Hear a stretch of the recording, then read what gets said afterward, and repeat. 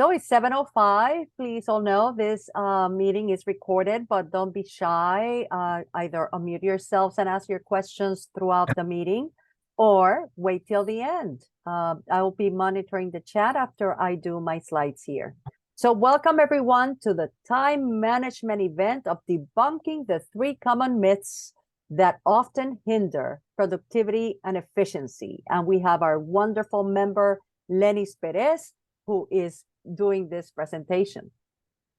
I will do a very brief speaker introduction. I will tell you about SHPE upcoming events. Then I will stop sharing my screen. Then Lennis will do her presentation, and then I'll have a QR code at the end. So don't leave, because there are special prizes to be given so that you can tell us what you thought about this presentation. So my name is Ana Rodriguez. For other people, I'm Dr. Ana Rodriguez, not for any of you. That's another story that I will tell you in another time. I am currently responsible for event content via the Research and Impact Office. I have a doctorate degree in organizational development and training from UMass Amherst, which I got, let's see, when Christopher Columbus discovered America. And I have been working since last September for 5 years at SHPE, and it is my absolute pleasure to be here with all of you fabulous members. So Lennis Perez is from Venezuela, and she got her bachelor's and master's degree in chemical engineering from Manhattan College. She currently works as senior outside sales in the process plants department for Sulzer Chemtech. Lennis has over 18 plus years of experience, although she doesn't look more that she's older than 20 years. So she's probably started at 3 of experience in the industry, and knows firsthand the high stress and high demand STEM careers put on individuals. It's her mission to help the community with sustainable tools and strategies to reduce stress and increase productivity and fulfillment. Lennis is also a certified meditation teacher and is contributing author of 2 books, Extraordinary Engineers, Female Engineers for This Day and Time, and Empowering Women in STEM, Working Together to Inspire the Future. She currently serves as a secretary for the SHPE Austin Professionals chapter and the Hispanic Heritage Month lead for SWE Latinos AG. In her spare time, if she has any, she enjoys hiking, running, and other outdoor activities. So for all of you to know, over here, we have 2 upcoming two upcoming programs coming in May 20th from 7 to 8. We have Leadership Development, which is presented by Granite, Honeywell, Leidos, and Viola. And May 21st, these are companies, by the way. And May 21st from 6 to 7, we have Cybersecurity presented by Lockheed Martin and Bank of America. Please know that if you want to attend this May 21st, that session will not be recorded for security reasons of the presentation. So please make sure that you pay attention to SHPE Nation and communication from SHPE so that you can attend these fabulous programs that are upcoming. Now, without further ado, I will see where I can stop sharing my screen over here. I can just right here. share mine. And welcome everyone. And I leave you with Lennis. Thank you, Lennis. Great. Thank you so much for that introduction, Dr. Ana, or Ana, as you said. We wanna so welcome everyone. I want to make sure that this session is interactive. One of the things that I was talking to Ana before we kicked off was if I wanted you to participate in between, ask questions as I go through this, please do. The idea is that we make the most out of this presentation, and that your questions are probably going to be helping other people as well. So don't be shy. Either drop it in the Q&A, drop it in the chat, and I know Ana is going to be helping me as well monitor that. Okay, so I hope everybody is doing great. And today I want to start with the 3 most common myths about time management. So I want you to open your chat box and tell me if you've ever thought that being more organized is going to help you with time management. You just drop a yes or a no in the chat. Just want to see how many people here think that being more organized is going to help you. Okay. Yes, I see a couple of yes. Yeah, I've fallen for that myth for sure. The next one is, multitasking. Okay, if I multitask, I get to accomplish more, which means by the end of the day, I'm gonna feel so good because I crossed so many things from my to-do list. Who here has tried multitasking to make sure that you get all those things that you have on your list? Say yes, yes, no. Celeste, no. Okay. I like it, Celeste. Melita, yes, you have tried multitasking. Okay. So I see some people here. We've done a few things with our time management skills. And the last one is, and this is something I definitely experienced in college, right? I'm going to shift my sleep schedule or pull all-nighters because that's the only way I'll be able to study everything that I need to study for the next day's test, finish the projects that I need to finish. Yep, okay. Samantha eats and completes her homework, so she's multitasking doing those two things. Who here has sacrificed their sleep for getting things done, right? Okay.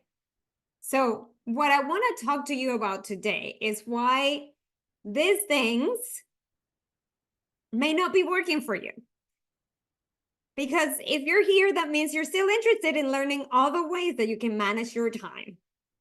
And I was telling Anna at the beginning that the moment you realize that time is your only non-renewable resource that really exists. So far, we haven't invented traveling back in time or going in the future. Then you realize that really prioritize what needs to get done in your life and what's important. So with that, I'm going to tackle each one of these myths, and I'm going to give you sort of a bit of a different perspective, potentially an antidote, and whatever resonates with you, right? There's no right and wrong here. There's no self-judgment or punishment. All of us are navigating the pools that we got from everything that's trying to call our attention. So for those of you who have ever said, if only I was more organized, I can get more done. Therefore, my time will actually be used more efficiently and effectively. So here's what I can tell you about this. There's something called the 80-20 rule. Has anyone heard of the 80-20 rule here? And you can drop a yes or a no in the chat. I'd love to hear that from you. Okay. I'm glad we have some newbies to the 80-20 rule. Okay, Samantha.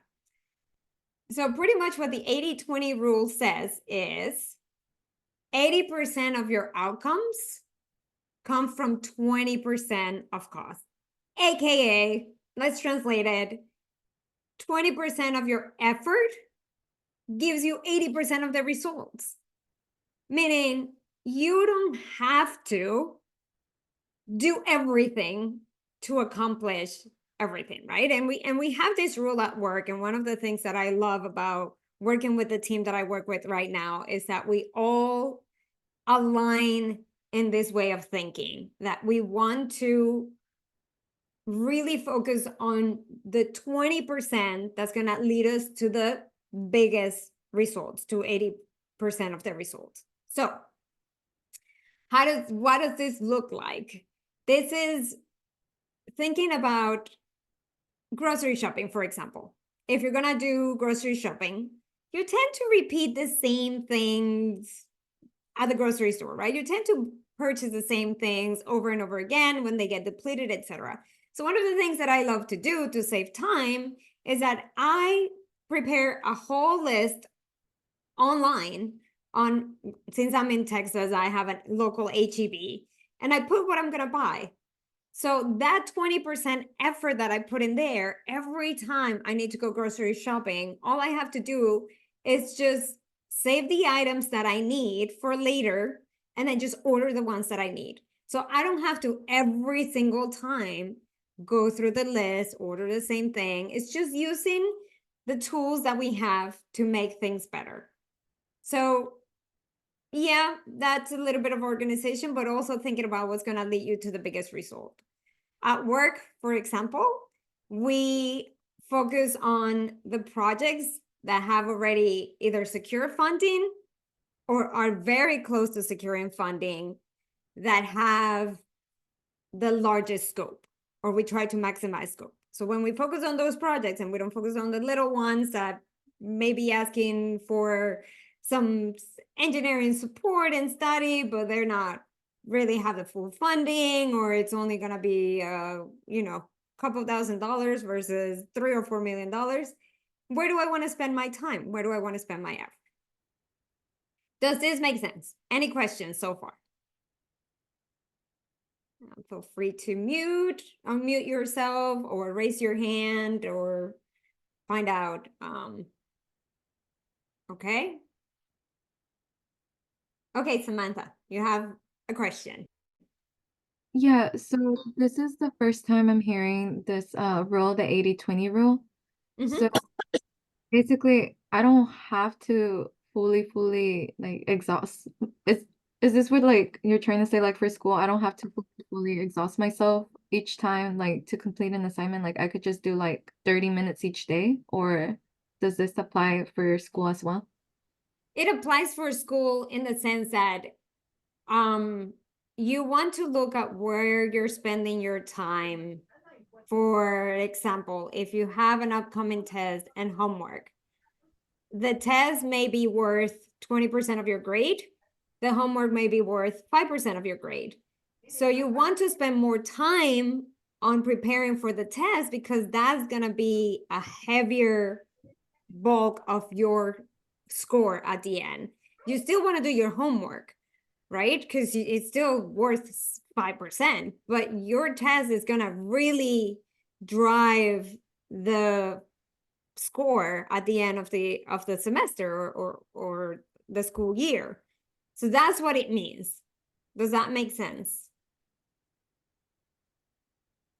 Yes, thank you. Okay, you're welcome. So yeah, it's where am I getting the most reward? I think it's another way of asking this. Where can I get the most reward? Okay, so we're gonna switch to the next myth, which is multitasking to accomplish more. For those of you, okay, Samantha, I think you said you were eating and you were also doing homework, right? How many of us have? And I'm guilty of this. I go on walks or I go on runs, and I'm trying to listen to podcasts, and I'm just getting the zone, and I'm so focused that all of a sudden I trip and I fall because I'm multitasking. So this is one where I want you to understand that actually we are not really able, or our brains, and I have the little 4 brains here, is not really able to multitask. What we're doing is switch task very quickly. So that's what it feels like, multitasking. So first is we're switching from one activity to another in microseconds.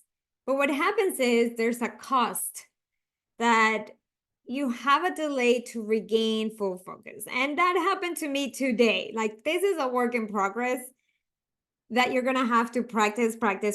So today I was working on a task, and then my brain just went off, and it's like, oh yeah, you got to do this other thing. So then I moved to the other thing. And then when I finished that other task, I came back, and it's like, oh wait, where was I? What do I need to do here? So it takes extra time versus focusing on just the one task in hand. And when your brain comes up with those other ideas, because trust me, my mind is constantly telling me all the other things that I need to do, a better way to handle it that I didn't use today, but you could use, is write it down. So that will be your next thing, it's written down. You can say, okay, I wrote it down. Now I can just put it aside. Let me finish this task. Neuroimaging, right? They have done studies where it reveals that your brain efficiency decreases when you're multitasking. That means you're not really as efficient as you think you are. So really, this to me was debunking this myth. It's like, okay, I'm gonna really put an effort on focus on single tasking and not multitasking, because actually I'm hurting my brain instead of helping it to be healthy for many, many, many more years. And then the other thing that happens when you're multitasking is you're overloading your prefrontal cortex, meaning that you are decreasing your performance in all the tasks that you're involved. So today, when I was multitasking, I recognized that I lost track and momentum on the task that I was doing first. And it took me a while, and probably tomorrow I'm going to have to revisit it because not all the ideas were in there anymore because I switched the task that I was doing. Any questions? Does this make sense? Yes? No? Learning something new here? Okay.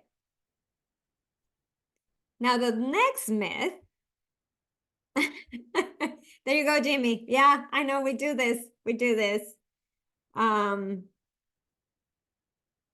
the antidotes focus on one task, right? To improve productivity, higher quality of work, and you feel better when you actually accomplish one task and you do it really, really well.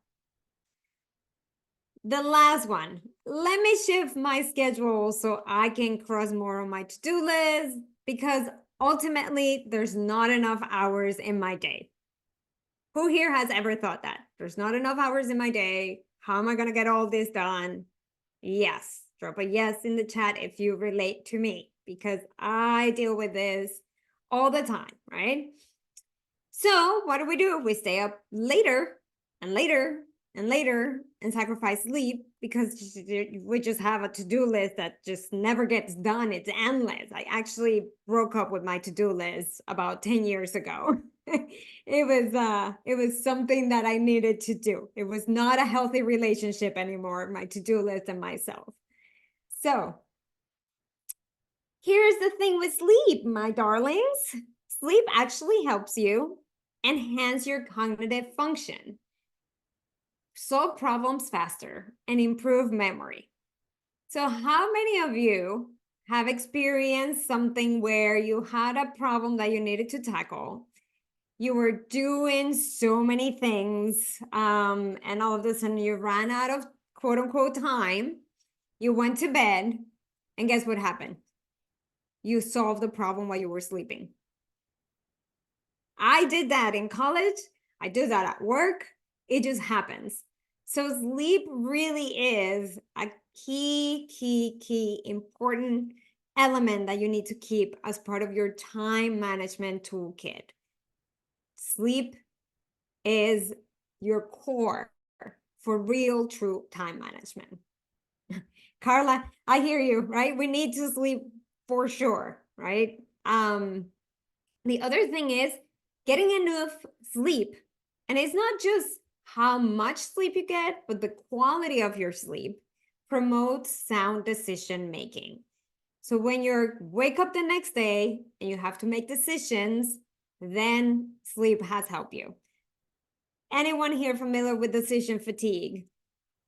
I definitely struggle with decision fatigue. By the time we get to dinner time, it's like, what's for dinner? I'm like, I don't know. I made all my decisions today already. So I don't know what else. I don't know what decision to make here. Let's open the fridge and figure it out and see how it goes, right? So prioritizing sleep, creating this as a habit, it's going to help you with that decision fatigue. It's going to help you simplify certain things in your life. And it's going to help you, feel better in general, your overall well-being. And the last thing is that sleep is going to support you with your emotional resilience and reduce stress. Now, who here has ever noticed that when you're stressed out, you're not the most pleasant person to those around you? I know I have. And when I don't get enough sleep, I turn into a 2-year-old toddler throwing a tantrum in the middle of a supermarket. That's just what happens when I don't get enough sleep. So please, if maybe you cannot convince yourself that you need more sleep, or that sleep is really a priority in your life, think about the loved ones that you have that you really want to nurture the relationship with them. Okay, any questions here so far? Any other feedback, any thoughts that you would like to share? Okay. I hope, Jimmy, you don't continue multitasking now. You're probably asleep, right? All right. Yes, sleep, especially when you're in college and you're a student, or at every stage in your life. And I'm sure for those who are parents here know what a difference it makes when you actually get some good night's sleep. All right, so this is the part. It makes you lose sleep sometimes, Erica. Yes, so this is when I love doing brain dumps before I go to bed, because I know how much I feel scarcity of time. It's like, oh my God, I didn't get enough done today. There's that nagging feeling of there's so much to do. It's overwhelming. So I have to take 3 deep breaths and just write down everything that's on my mind, everything that I'm supposed to do the next day. And I go to sleep knowing that everything is saved. I don't need to keep it in my brain. This is where I say you clear up your real estate in your mind and you put it in paper. And that way, next day, or you put it in your phone. That way, the next day, you know it's safe. Your list is somewhere that you can refer to, and you don't have to use your memory for that. It really has helped me so much to practice this. Okay, so now we're gonna do a quiz. So this quiz is understanding, not necessarily that time management per se, but it's all about self-management. We put so many expectations on ourselves, on the work that we need to do. And thank you, Anna, for sharing the link for those of you who may be watching on your phone and you cannot scan the QR code. You can just go to this quiz. So I'll give you 3 minutes. It's not a long quiz. It's like 3 or 4 questions that you need to answer. So you just put your email, you answer the questions, you get the results in your email. And then once you get the results, I want you to share in the chat, what was your result? So we'll give it another 2 minutes.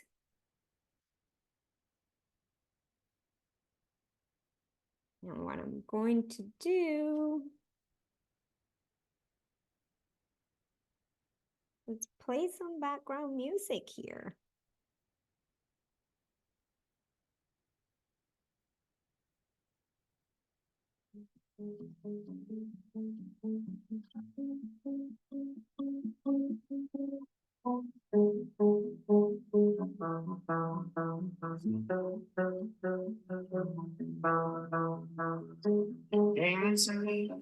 The dark night, couldn't argue. That's an interesting one.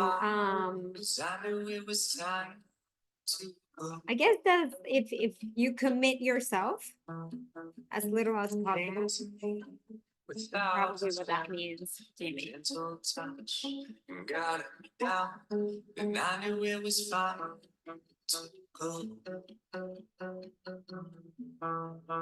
I changed Still much younger than I wanna be. I've changed. My eyes a little clearer so I can see. It's so simple. I think about it sometimes I forget about it. It's always your voice. It's all the same things in the past when we're spinning so fast. It's always a breath away, don't you know?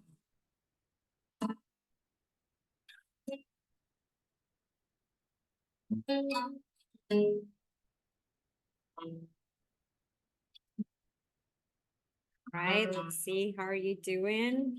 Almost there, getting some answers. Told me I was ready to turn up the light, and I knew it was time to glow. It came to me at just the right time. Told me it was all gonna be just fine, and I knew it was fine. I've changed.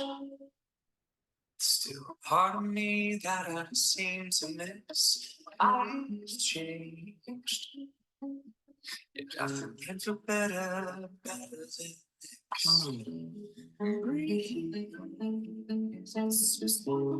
Think about it, sometimes I forget about it.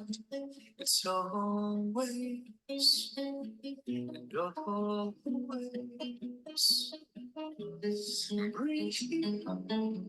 It's all the same things in the past when we're spinning too fast. It's always a breath away. It depends, Jimmy, if you are focusing on the music or you're focusing on the work that you're doing. Usually instrumental works better.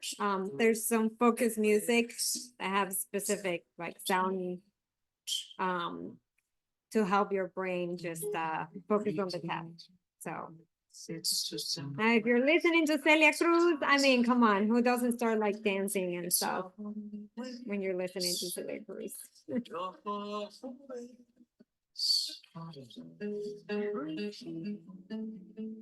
so simple when I think about it, sometimes I forget about it. It's always your fault.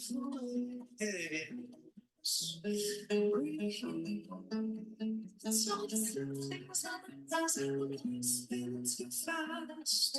It's always a breath away, don't you know? Okay, so we got an obliger here. My answer, it's upholder for myself. So, oh, my obligers. Upholder is my answer. And I'll explain a little bit more what they mean and why this is so important when it comes to time management and self-management. So a little bit of the 4 tendencies background and framework. So Gretchen Rubin, she was a lawyer and she wrote the book, The Happiness Project. She started recording it as a blog, just trying to find some joy and happiness in her life and made it a project. And then she wrote a book. She became a New York Times bestseller, stopped doing law, started writing, and wrote another book called The 4 Tendencies. And the 4 Tendencies is all about expectations. How do we meet expectations? And it's just knowing who we are and how we react to expectations, because at the end of the day, that's what's driving how we spend our time. What are some of the expectations that we have? So here's a summary of the 4 tendencies. Upholder is someone that can meet outer expectations, meaning someone that really is responsible at work, and when they make commitments, they abide by them. but also meets inner expectations. If they make a commitment to themselves, they're gonna figure out how to make that also a priority. So they're able to balance both. If you think upholder is like, oh my God, they're amazing, I'll give you a little kind of not so pretty side of being an upholder is that we are sticklers for rules and get quite upset when plans change. Someone that I know I have to manage my expectations, because if someone tells me, hey, we're meeting on Thursday at 8 p.m., and then they message me Thursday at 7 p.m. and say, sorry, I need to change plans, I am, yes, Jimmy, I am that person. I get so upset because I expect others to meet the outer expectations as well, right? So it's a bit of a struggle, but you know, we go, we learn, we grow. For those who got obliger, you are amazing at meeting outer expectations. You are the ones that people can count on. You really are the rock of society. But you resist inner expectations. This is what becomes a challenge for you, because you want to do something for yourself. And this is especially like for those of you who may set some January intentions or New Year's resolutions, or however you want to call it. And all of a sudden you do it for maybe a couple of days and then you cannot do it again, and you make other things a priority. This is one of the challenges that you face with expectations. So understanding that you need to set better plans for yourself when it comes to expectations is going to help you with those inner expectations. And a lot of obligers are really great working with accountability partners, with someone that's just counting on them. Because in a way, you have to switch your inner expectation into an outer expectation, into something that somebody else is counting on you to also do. Even if it is like, hey, Erika, let's go for a 20-minute walk. If that person is not waiting for you, you probably find something else that you need to do, and you don't go for that 20-minute walk if it was on your own, right? It's just giving an example, and I'm just throwing some examples here, right? So leaning into community, leaning into accountability is going to be your key to really help you with manage your time, your self in general. For the questionnaires, I live with a questionnaire. I don't know if anyone here got questionnaire, but those of you who are questionnaires are the ones that resist outer expectations and meet inner expectations. What does that mean? That means I live with a questionnaire, and sometimes when it comes to driving, they're not necessarily rules, they're suggestions. It's how I was explained to me. He explained to me once. Here's another wonderful example of a questionnaire. We were at the supermarket. We were grabbing some things. We went through the checkout line. We finished grocery shopping. And then I remember we forgot one item. What did he do? He just went through the self-checkout line. And I, as an upholder, went all the way to the main entrance, because how am I going to go back through the checkout line? People are coming out. I shouldn't be coming in this way, right? So these are the things that questionnaires, they really are self-reliant, meet their own expectations. They're the ones that if you're working with a team, they're constantly asking you questions, but they don't like when you ask them too many questions. So it's quite an interesting juggle here when it comes to managing your time, because it's all about what you want to do, not necessarily what somebody else is asking you to do, unless they they give you enough information for you to convince yourself that that's what you're going to do. It's quite interesting. And then rebels are the ones that you resist expectations, period, either outer or inner expectations. And this is something that, you know, you just have to figure out how to lean into tools and things that have worked in the past. You just got to look back at your history. when have things worked well for you when you're managing your time, when you feel like things are getting accomplished, but you don't feel overwhelmed or stressed out about it, then using that data is going to help you with how you manage yourself, how you manage time. So understanding how you respond to expectations, it's really going to help you gain clarity on what are the things in your to-do list that are filled with saying yes to somebody else and saying no to yourself. It's going to help you understand that not everybody thinks the same way that you do, and that sometimes you just have to be a little bit more flexible. Or for my obligers here, I will say finding ways to help you set boundaries so you don't burn out, because that's one of the biggest challenges that you face is you're stretched yourself too thin. And no matter how much you're gonna try to manage your time, it's not about time management, it's about boundaries and saying no. And I know how uncomfortable that is to say no. And then setting up sustainable strategies, setting up sustainable tools. I share at the beginning how now my grocery list lives on the cloud at my local supermarket. It's also having things like my watch that reminds me that I need to go for walks. So these are the things that you want to find ways to support yourself in this journey. It's about self-management. It's not just time. Time, you're going to stretch yourself with time. So remember to figure out what are some of the things that are truly priority and how to include in those spaces yourself as a priority, as part of your priority list. So, so with this, I just want to kind of bring it all together, and then we'll open it up for more questions. But pretty much today, just as a summary, you learn about the 80-20 rule, meaning 80% of the results come from 20% of your input or efforts.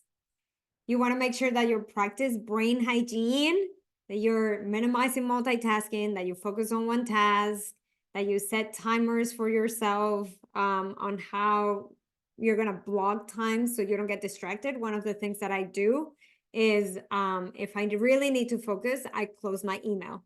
I completely close my email. I put my phone on airplane mode, and I know for 30 minutes, I'm just going to be tackling this task, right? So that's part of helping my brain stay healthy and have, good brain hygiene. And then you discover your self-identity when it comes to expectations, because at the end, that's what we're facing is what are people expecting of us? What are we expecting of ourselves? And how are we spreading our time based on that? So with that, my question to you is, what was your biggest takeaway from this presentation? Again, feel free to share it in the chat, or you can just, unmute yourself and just tell me what comes to mind. And I'm also going to share here while you think about your biggest takeaway. If you ever need to get in touch with me, please feel free to email me. Feel free to reach out. I'm a human being just like you. So brain hygiene and no multitasking, Carla. Yes. So research has shown that women are faster at switch tasking, and that's why society tells us we're better multitaskers, but we're not. We're just faster at switch tasking. Our brain just works that way. But yes, multitasking doesn't work. You're hurting your mind, you're hurting your brain. That's like the one thing. All right. So I'm gonna stop sharing and I will let Anna takes us through the next couple of slides, but I really appreciate you being here, your time, your participation. I hope it's been good takeaways for you. Hello, everyone. Let me bring the presentation. I also put the QR code on the chat. So let me, oh, it Zoom has me all turned inside out here.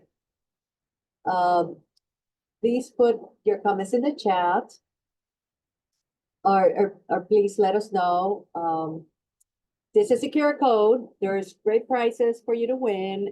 Please let us know what you thought of this talk. And thank you, Lennis. And not to bring things to a Catholic or religious kind of place, but there's a saint that always said, the mind is the crazy of the house.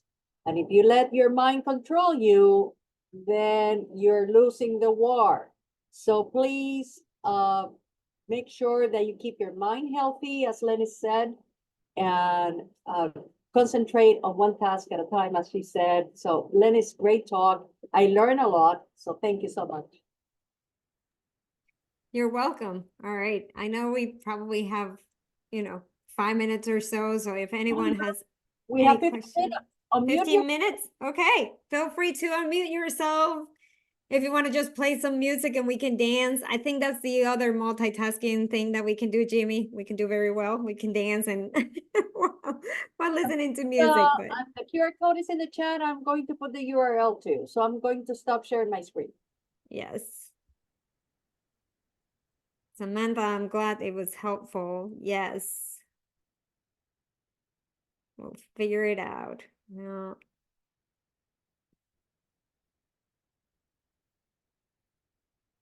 Thank you, Maddie. Gracias, gracias. Oh, there's a puppy on the screen. Anna has her puppy.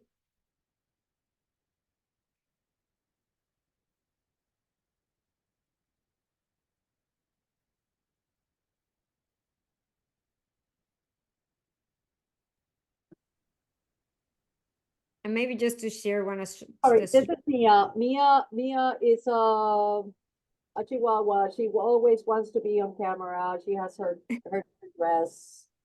Oh, love it. Love it.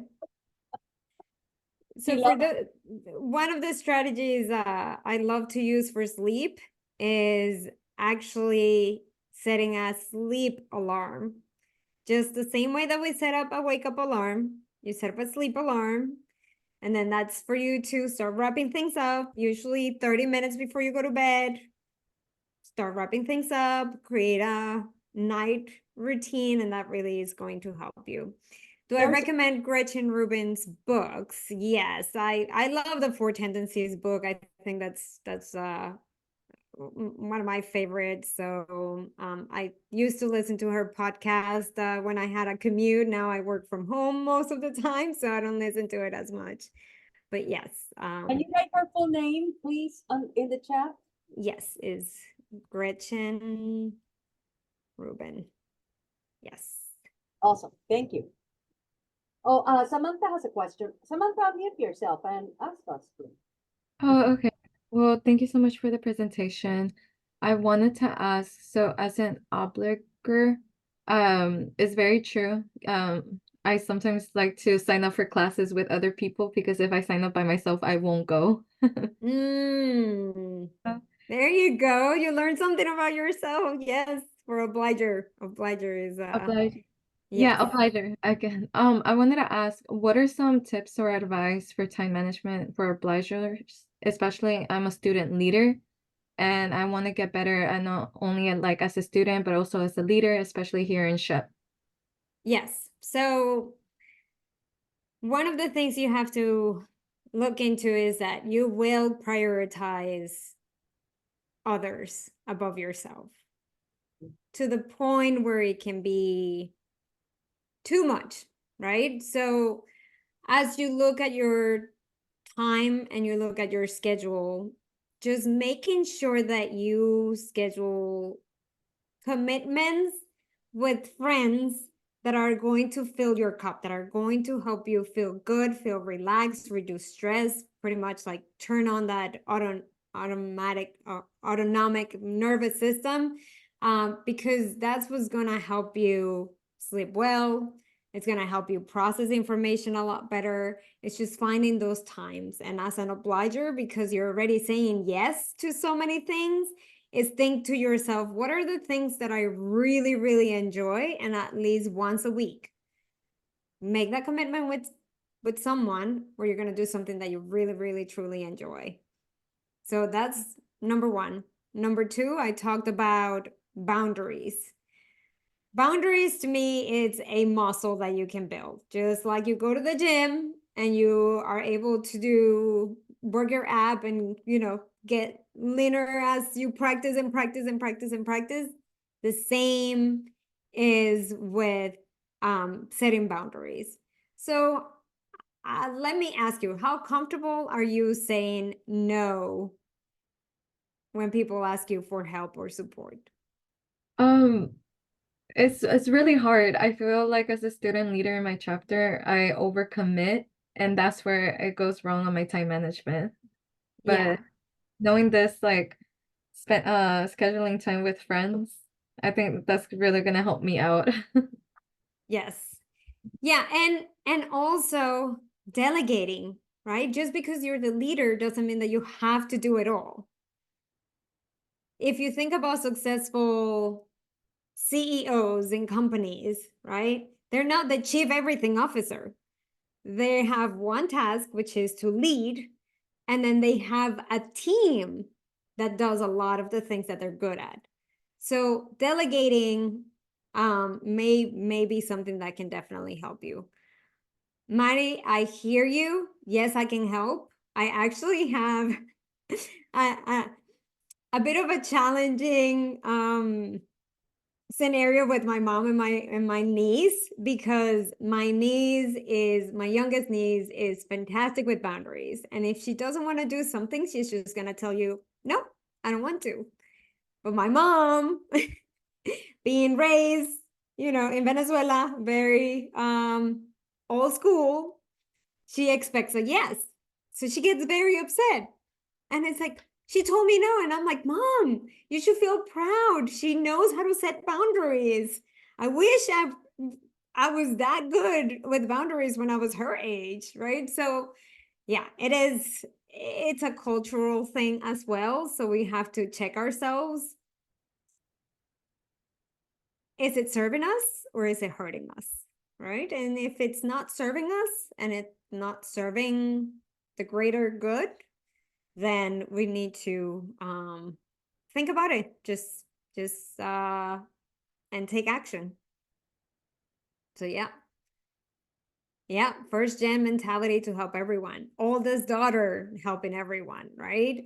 And it's just those expectations that are set in the culture that's why I wanted you to look into that tendencies, because at the end, what is your tendency and what tools can you use to support you manage things a little bit better so you don't burn yourself out, because at the end it's your own well-being that you're sacrificing.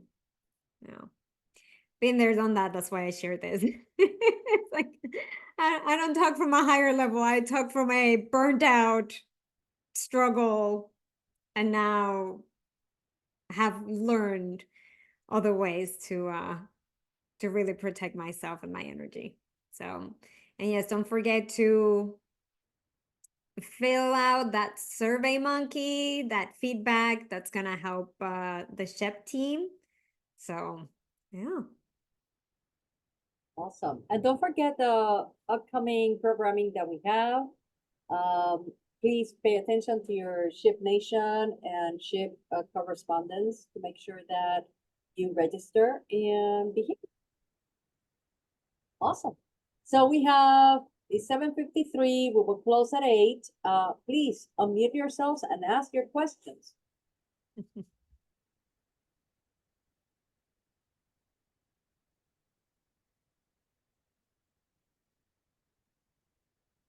Do we receive like a prize for completing the survey, or is It will be entered in a little raffle. Yes. There's a possibility of you getting it. Yes.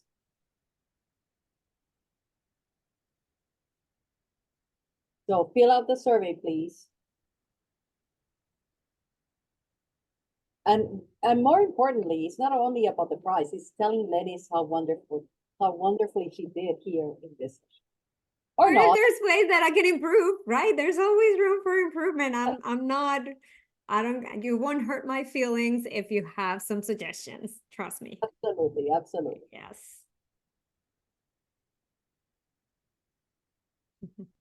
So if there are no other questions, then please join us again on May 20th. Pay attention to your correspondence. I thank you all for being here and staying for the entire time. Also answering the survey. Lennis, thank you as a great member of SHIP and president of your professional chapter in Austin. We thank you so very much from SHIP. Thank you for being here and helping us out on doing this great presentation. Yeah. Thank you so much. Everyone, have a good night. Go get some good sueño, a dormir. O Que comer, descansen. o comer, or eat. Yeah, that's what I'm gonna do next. I'm gonna go get some dinner and then, yeah. Awesome. Thank you all. Have a good night and thank you for joining us.